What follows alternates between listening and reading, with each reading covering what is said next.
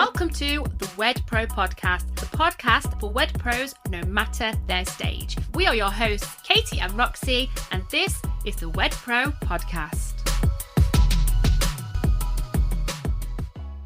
Hey, today's episode is going to be all about kind of charging, pricing, that kind of thing. And if you have been thinking, no one's booking, maybe I need to reduce my prices, then this episode is for you because we've got a message that is just going to change the way that you think and look about your pricing. Let's be real, it's not that your work isn't good, it's not that your service isn't valuable, it's not even that you're charging too much.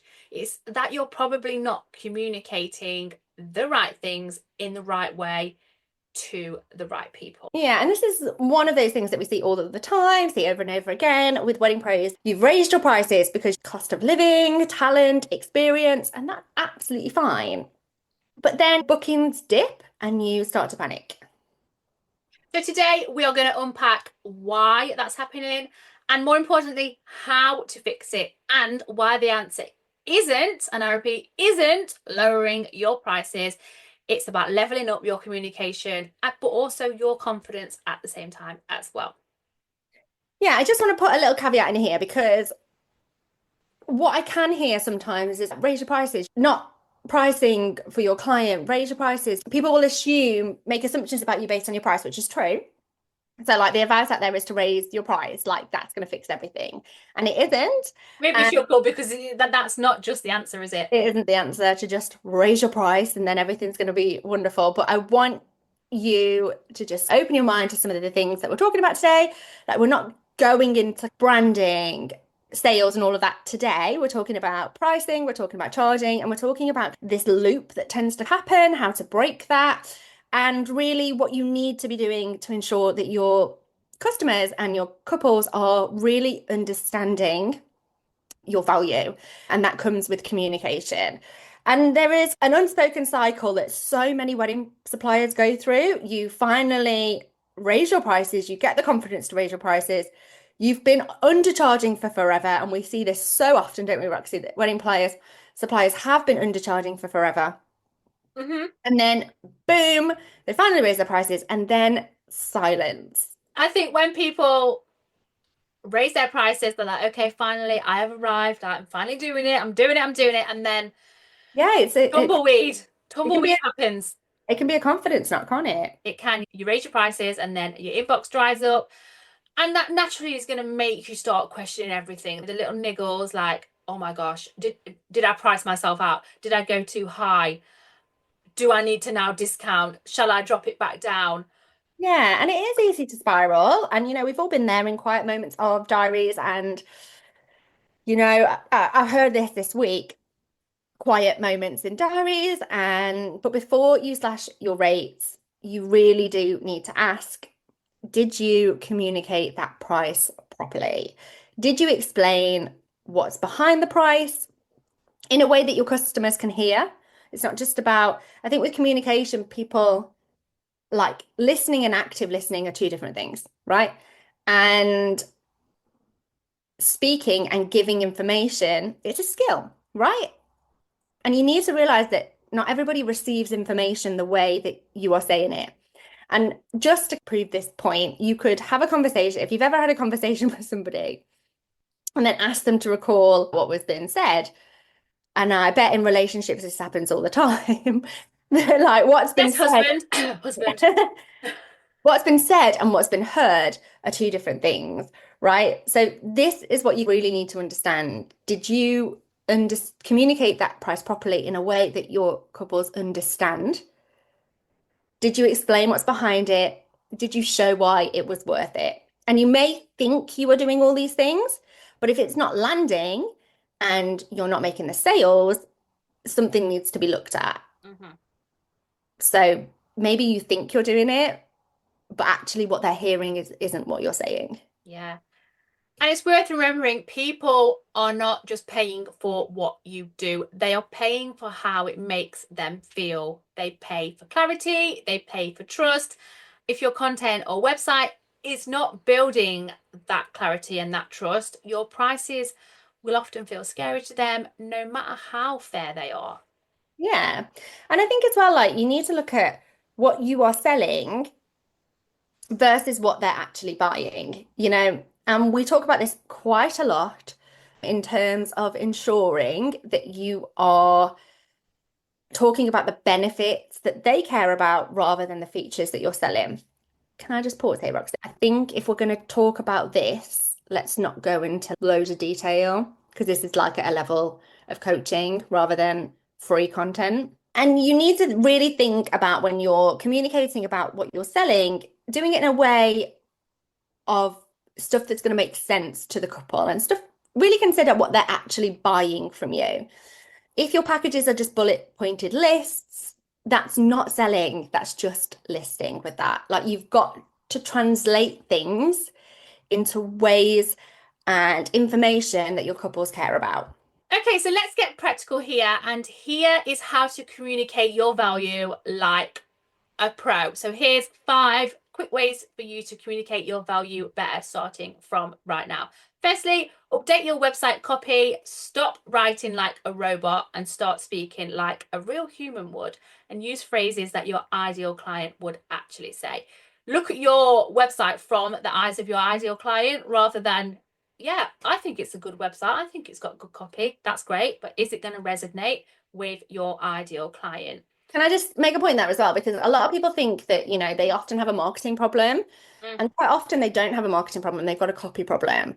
And people think in terms of, if I market my business more, I'll get more inquiries. And it's not always the case.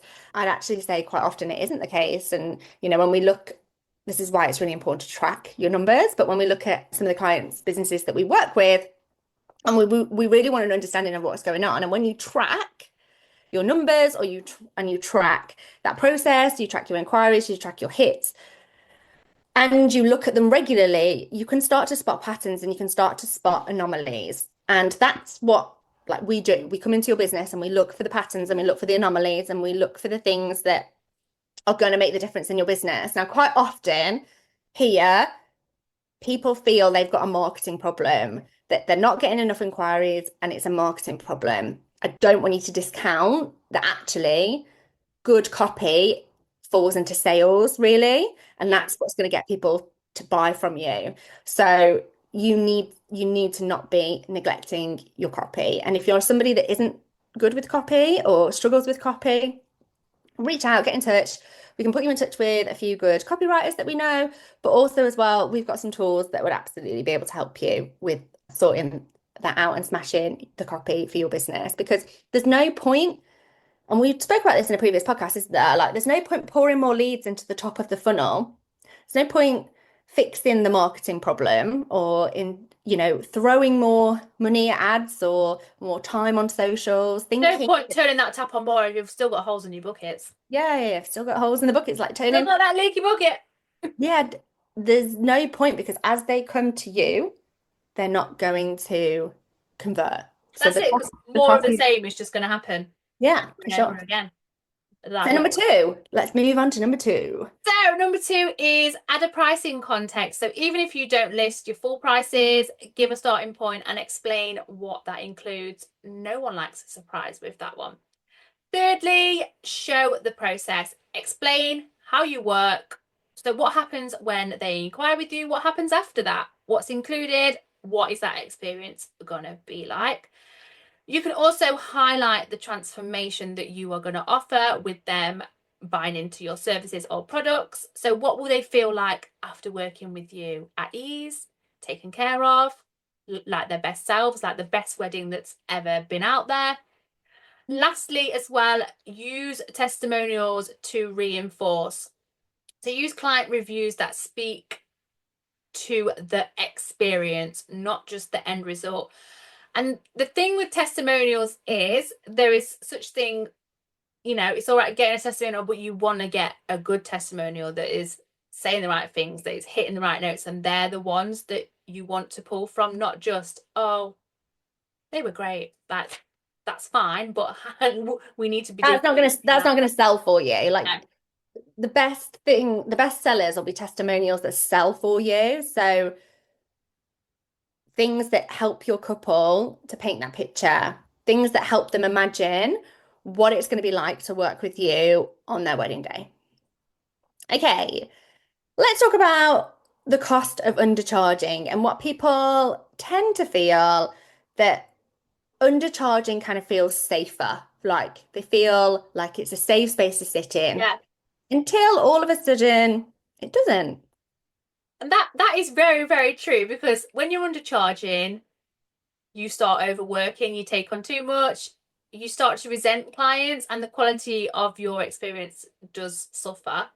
And I think as well, like parts of this as well is that you get into this kind of mindset, like self-fulfilling prophecy almost, of like attracting those kind of couples who don't value you for what you do. And then that gets you into kind of a loop of thinking that there's nobody else out there and that you're never going to get there. And, you know, you may have played with playing with your prices before, put it up, been burnt. And then that reinforces that kind of belief that you've got that there isn't money out there and that people in the wedding industry in your area don't spend on their weddings. We've had all sorts of things said, haven't we?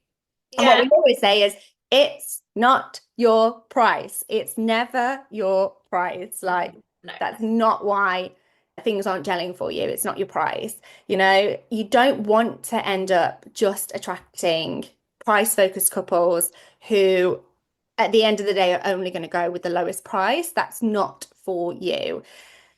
And we And I, don't want that for you either. no, no. And I think, you know, you have to also look at your profit, and what we don't want for you is for you to kind of pour like everything you love. And I know that it is such an emotion-led career for people.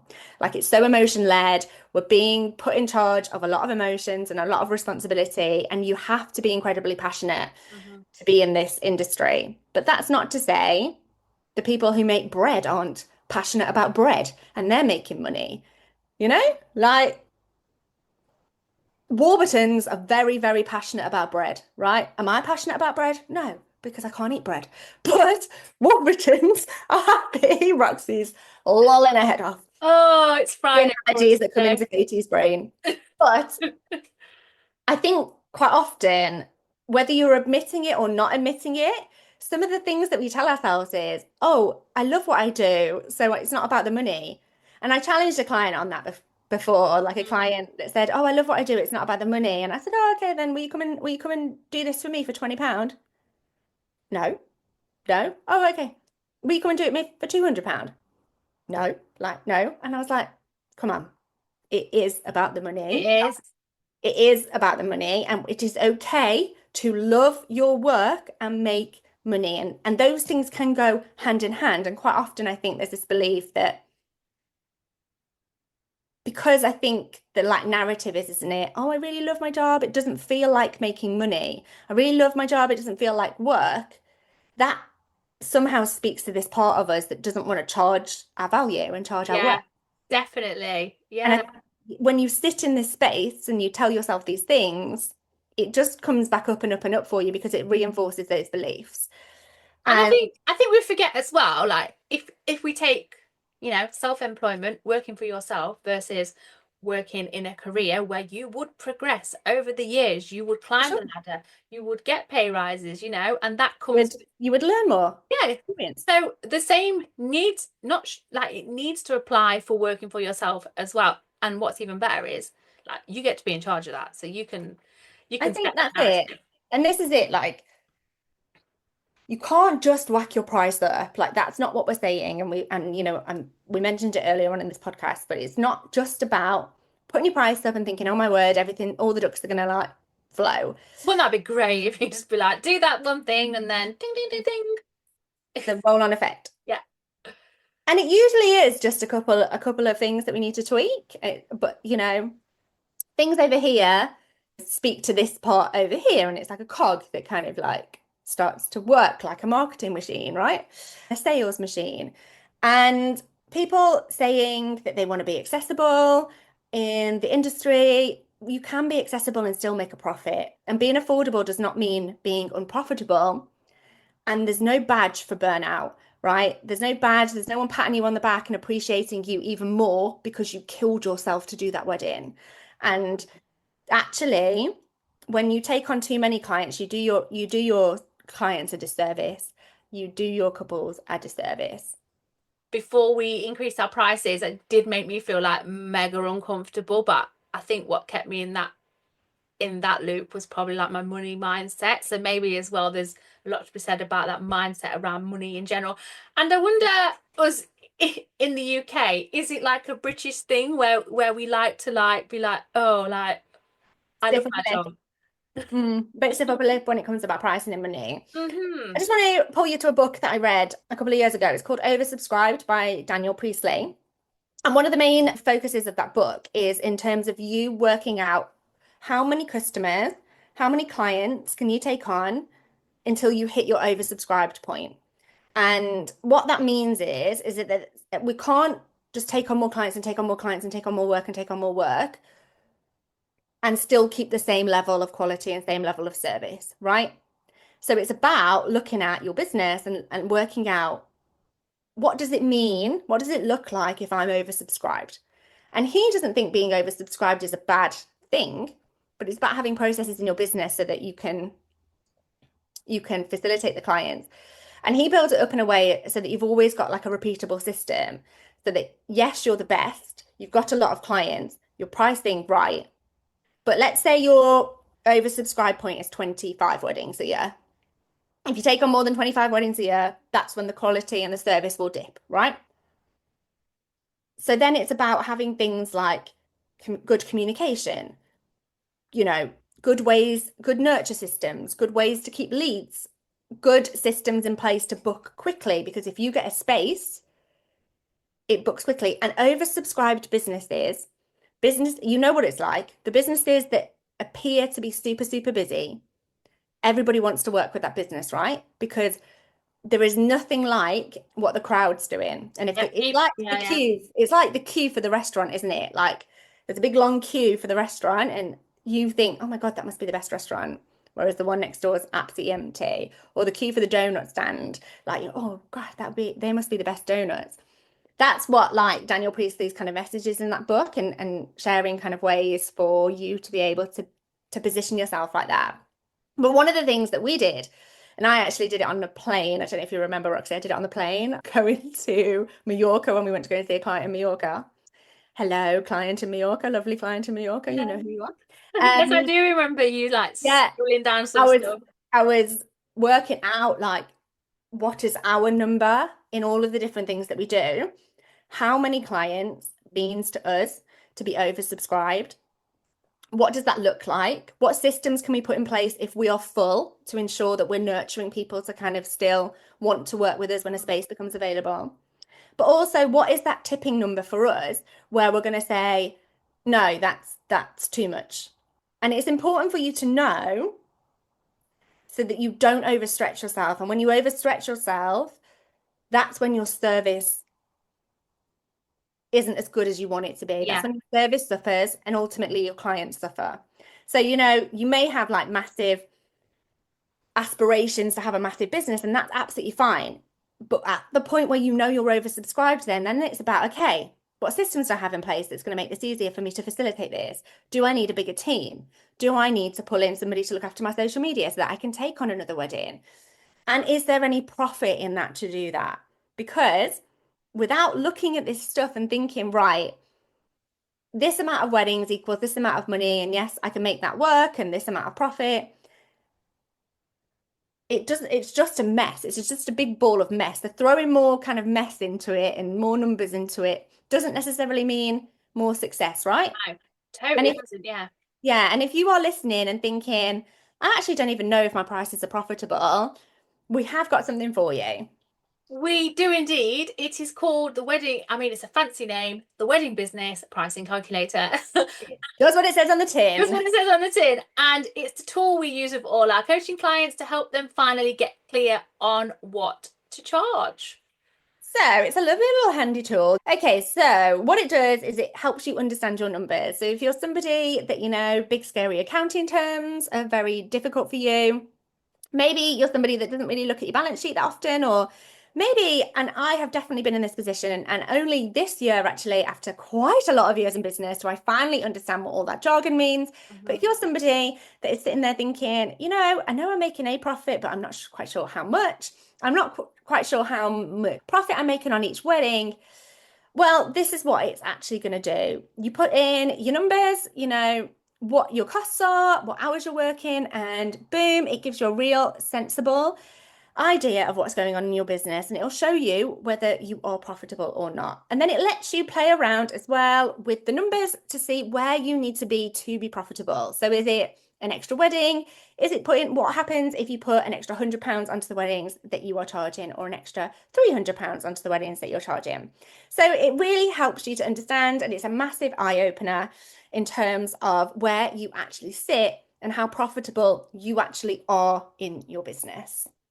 So it's a free tool and it's instant, and you can get your hands on it via the link that is in the show notes. So now we are going to look at, that lovely old phrase that people probably have heard lots of: you're too expensive, you're out of my budget. So here's the truth: you will hear this, and you will get the occasional "you're out of budget," or "oh, we found someone cheaper." But this still does not mean that you are too expensive. Like, please know that. Yeah, it means that they weren't your person. I love that. They weren't your person, or you didn't communicate the value clearly enough, or they didn't understand the value clearly enough. One of those two.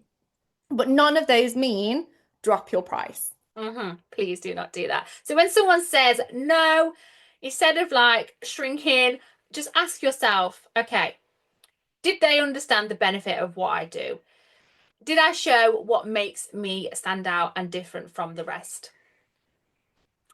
And did my inquiry process build trust, or did it just deliver a one-page PDF? We're giggling at that because we've seen a lot of those, haven't we? This is not about hard selling, right? Ultimately, it's about building connections and you having some confidence and real clarity. Clarity for you, clarity for you around your business and where it's going, but also clarity for your client and what they are actually getting. And that really is what it boils down to. Are you communicating? And is that communication giving clarity?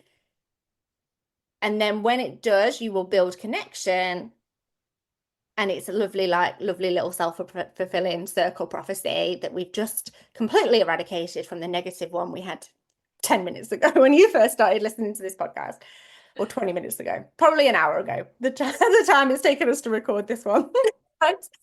It's not about pushing the sale more. It's not about reducing your prices. It's not about, giving them the whole flipping thing for peanuts. It's not about burning yourself out or taking on one more wedding or taking on 10 more weddings to make the books balance.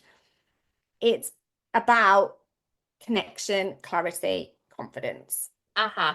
So let's wrap this up with a lovely mindset shift for you all. Pricing is not something you do once and never touch again. It's something you tweak, you test, and you grow into it. It's not a set it and forget it game at all. Yeah, and your confidence will catch up with your new price, we promise. And if it doesn't right away, you can come back to this episode time and time again for a little pep talk and a little kick up the tushy to, get your head into the game. We actually have an amazing confidence and pricing coach inside of our program, don't we, Roxy? And The bees uh, knees. he is the bee's knees. He's very, very good at pricing in a fearless way. So being really fearless about your pricing, but in a way where people can come and connect with you. And we worked with this coach for about the past 3 years Yeah. in terms of stepping into kind of our confidence and power. And it wasn't an easy process. I'm going to say that a lot of kind of thoughts came up that I wasn't kind of expecting to come up. Same. A lot of feelings came up that I wasn't expecting when I started to play with price. And it also comes with you having a confidence in what you do. So, knowing in your soul that you are doing a good job, and actually people can pay for that good job, and people tend to pay for the end result, don't they? So like with what me and Roxy do, the end result is like getting you confident, clear about your business, helping you to scale up to your first 6 figures and beyond inside of your business. And that's the outcome that people are looking for. They're looking for that those systems, those repeatable systems that they can put in their business to make sales in their business and hit the goals that they're looking for. Now, your couples are looking for an outcome, like they're looking for an amazing wedding day, an easy experience, an amazing wedding day. They're probably looking for a few other things as well, depending on what you do and your niche. That's for you to figure out, or for you to work with some people to help you to figure out. But our pricing, like working with the kind of coach that we worked with, really just helped us to really kind of shift into that kind of space where actually, and it took a while, I'm not going to lie, it took a while for us. And There was quite a lot of there was some resistance on hesitation, all wasn't there? parties. Yeah, there was quite a lot of like, oh, okay, well, we'll put it up £5. I didn't Um, really realize like my how much my inner like money story affected like yeah, that side of the business. but you know what we did, and what actually I like about the clients that we work with as well, but what we did, we don't just talk the talk, we've walked the walk as well, Mhm. is that we just made sure we were making steady progress. So like we That's it. turned up Yeah. to the calls, we put in the work, we asked the questions, we went away and we made kind of real steady forward steps. Yeah. And then we look now and we're 3 years on and we've hired that coach to come and teach an hour program. Like that's just crazy, isn't it? Like that we're now in One a full position where circle actually, yeah. that we've hired him to come into our program and be like, right, all of this pricing knowledge and good stuff and helping people step into their fearless pricing. But it isn't just about that either. It's about understanding the numbers, understanding kind of where's the tipping point for you in terms of weddings and how many inquiries do you need to get that amount of weddings. And this is what we help you to do. And he's really amazing. I know that everybody is looking forward to his next call. And I think your confidence will come. I feel great about some of the results that we get for our clients. And actually, we wouldn't be able to get those results if we were burnt out, right? No, And our clients don't expect agree. that. They're paying for a service, and they're paying for an outcome that we want to deliver. So that's why it's important for you to work out like at what point is it too much? Mm. Like it's not about adding more cheap weddings, more cheap things, because it affects the output on the other side.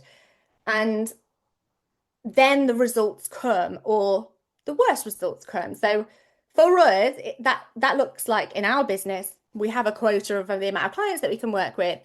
We don't take on very many one-to-one clients, do we? We do love that service, but we know that the one-to-one clients that work with us, they pay for a lot of our time and a lot of our guidance and a lot of support. And we absolutely want to make sure that that service isn't affected because we're taking on one-to-one clients every single week. Mm-hmm. So we probably take on 2 one-to-one clients every 6 months, like 4 a year. Not because we don't love working with them, but because we're so serious about, the result that we're getting for them. And we don't want to burn out because that gives everybody a disservice. You need to apply the same sort of things in your business. And if you're somebody that has different packages and different points, it's about working out actually what's the oversubscribed point for each one of those things, because it'll be different. We have a membership, don't we? We have a low cost content membership. Now, that does require hours. It requires our eye. It requires our team. Our team help us to put that together. But actually, our oversubscribe point on that, because we have the team to help us, is a lot higher than the one-to-one clients. Now, what that says is that can be lower priced and we can have more volume. But on the other end of the scale, at the one-to-one, we have to have less. And it's the same for you in your business. And I hope I've been able to explain that in a way, because I understand that this is in your ears and there's nothing visual for you to see here, but it's worth just really understanding that it's the answer isn't just to lower your prices and take on more work. No, for sure. And I think just going back to that confidence piece, just for a second, there will be some people out there, or maybe many people out there that are sitting thinking, I do not feel confident in my pricing at all. That's okay. That this can be grown in time, whether it takes a month We have or a felt couple that. of years. It's taken us a good few years, let me tell you, to like pull ourselves out of that like that undercharging. undercharging. You can't run sustainable businesses and undercharge because you can't get to a No, point where actually I'm you're telling you looking now, you will love your business 10 way times more. more Yeah, yeah. if you are sitting in that better And frame of profitable mind. space as well. Yeah. And the way to do it is every time that you do amazing work, every time you get great feedback or you go that extra mile or you get a good testimonial, remind yourself, this is why I charge what I charge. This is the proof. This is Yeah. the proof I need. Keep it on your phone.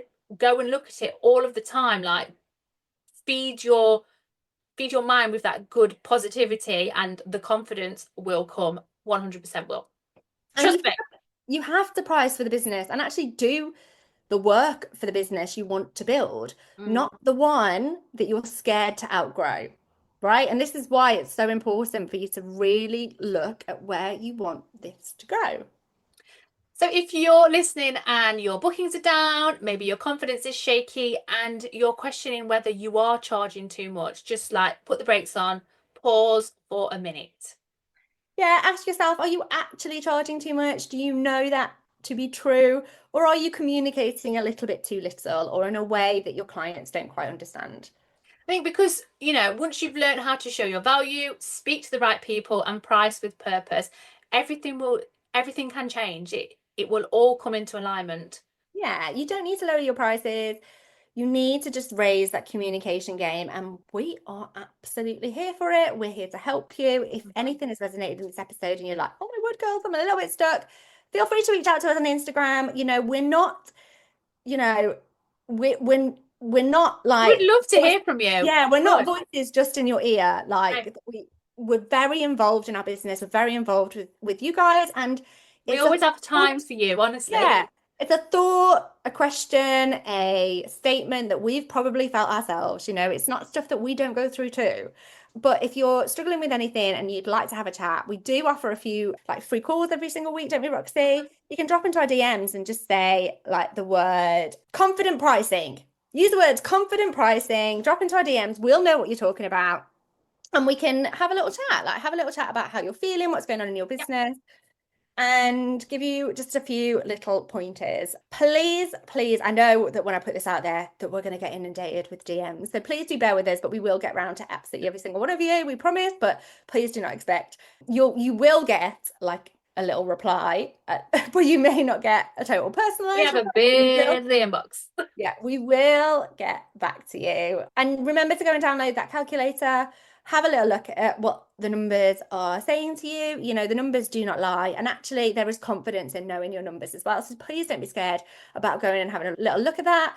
All of it is like just for your eyes only. You don't have to share that information out into the world, but knowledge is power. And there gets a point where you can't just bury your head in the sand about the numbers anymore. You have to look at them. That's for sure. Thank you so much for listening today, and we will see you on the next one. Bye. Bye. Thanks for listening to this episode of the Wed Pro podcast. Full transcribes of this episode, plus every other episode we have done, are available at www.theweddingbusinesshub.com/blogs. Thanks so much for listening. If you do have any questions about this episode or anything else at all, you can email us at info@theweddingbusinesshub.com.